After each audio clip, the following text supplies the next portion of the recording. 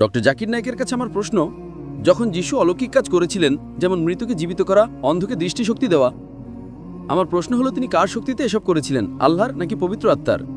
এর উত্তর পবিত্র কোরআনেই দেওয়া আছে।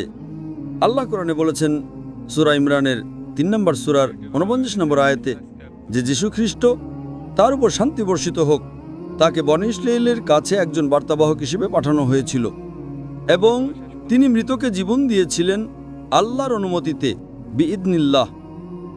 সমস্ত নবীরা যত অলৌকিক কাজ করেছেন শুধু যীশু খ্রিস্ট নন, সেটা মুহাম্মদ সাল্লাল্লাহু আলাইহি ওয়াসাল্লাম হন, যীশু খ্রিস্ট হন বা মুসা আলাইহিস সালাম হন, সব অলৌকিক ঘটনাই সর্বশক্তিমান ঈশ্বরের দ্বারা সংঘটিত হয়েছে।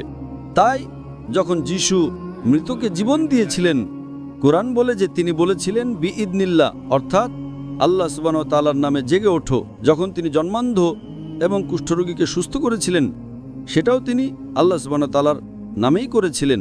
সমস্ত বার্তাবাহক, এমনকি মুসা আলাইহিস সালাম যখন সমুদ্রকে বিভক্ত করেছিলেন, সেটাও তিনি আল্লাহ সুবহানাহু ওয়া তাআলার সাহায্যেই করেছিলেন।